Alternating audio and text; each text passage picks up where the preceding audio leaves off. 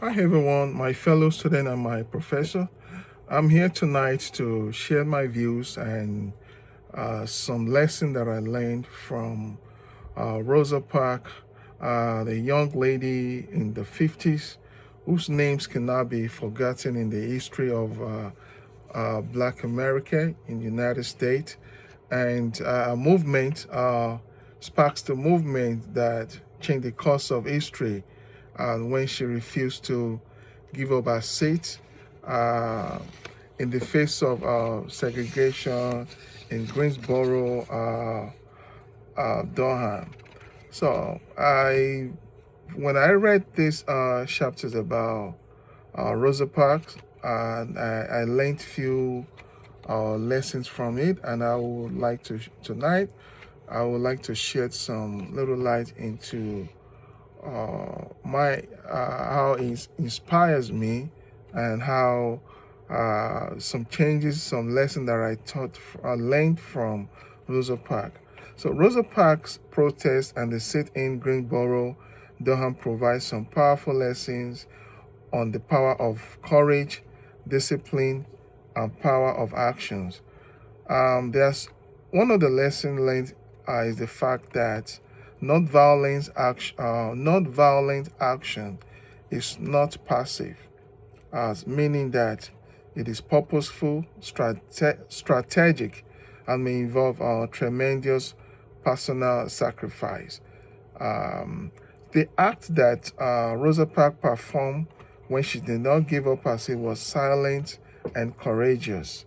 Uh, the actions when she refused to give up her seat was very, very courageous, and not so many individuals could do that. More so when we're surrounded by so many segregations and back then.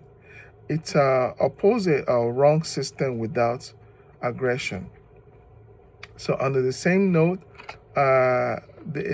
what Rosa Parks did, uh, it was like an eye opener for blacks then, that listen, we need to speak up for ourselves in this face of injustice. And this made the society aware of the unfairness of the segregation. So one other lesson that I learned is that uh, change can be initiated by simple individuals who will be ready to stand up. The Greenboro students were young and not very popular, but their actions caused a movement all over the country. This demonstrates that leadership and not fame or power is needed, but conviction and consistency. It also involves non-violent action, which generate what Dr. King termed as constructive tension. Through non-violently breaking the normal lives of society, like sitting on segregated lunch counters, the activists compel the society to address injustice as opposed to turning a blind eye. So when I consider my personal life, I can use direct nonviolent action in various ways, such as in the form of speaking out loudly and responding calmly on the negative remarks or unwarranted actions of friends or family members, rather than remaining silent. As an illustration, when someone jokes about a group of people in a stereotypical manner, I can say in a respectful tone that this is uncomfortable comment since it supports the negative stereotypes about that group of people.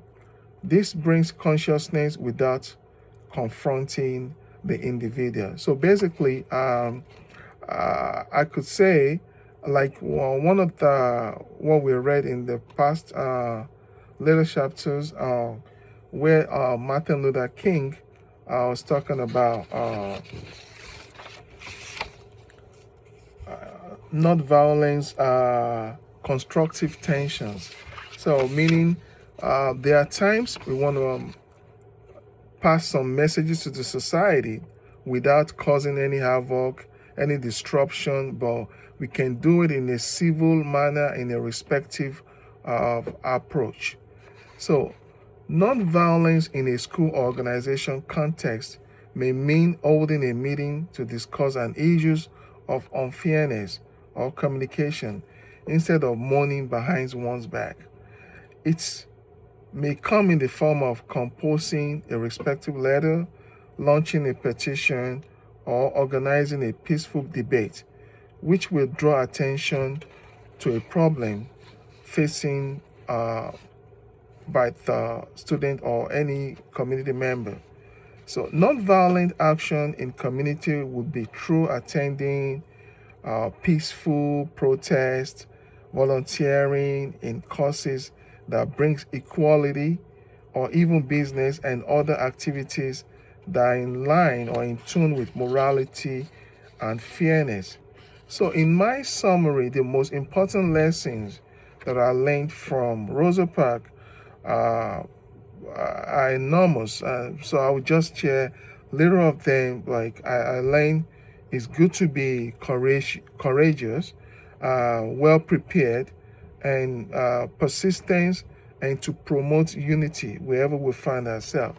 And also, nonviolent direct action teaches us that we can make a difference when we are ready to stand up, talk in the right way, and do what is right all the time. Thank you.